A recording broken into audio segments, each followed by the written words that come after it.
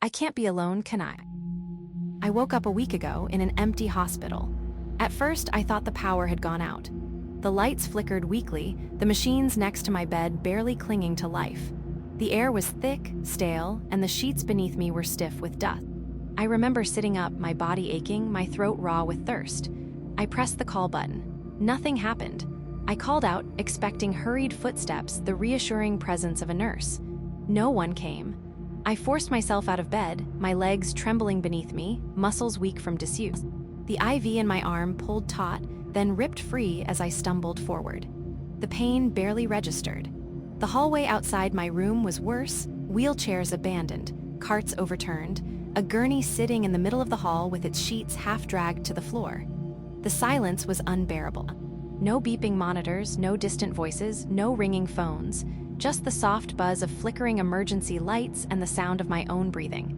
I wandered through the hospital, searching room after room. Empty. Offices, waiting areas, even the cafeteria empty. There were no signs of struggle, no bodies, no blood. Just a building abandoned mid-function, as if the entire world had quietly walked away while I slept. Then I stepped outside. Syracuse was dead. Cars clogged the streets, frozen in time. Some sat at stoplights, engines long dead.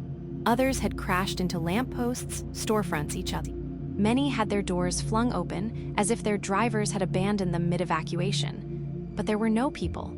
No birds, no animals, no insects.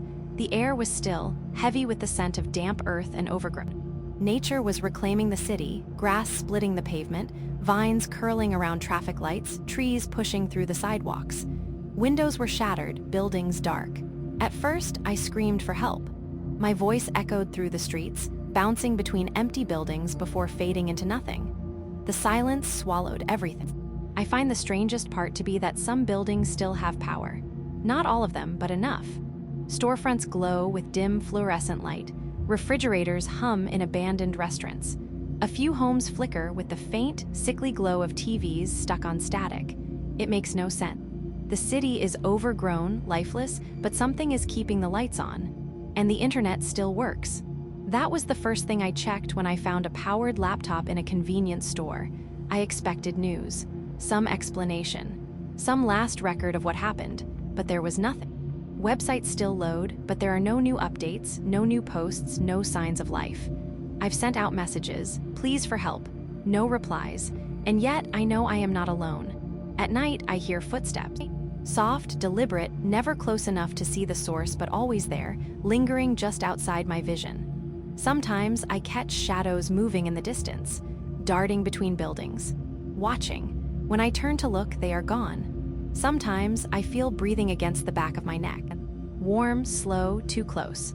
But when I spin around, I find nothing but the empty street.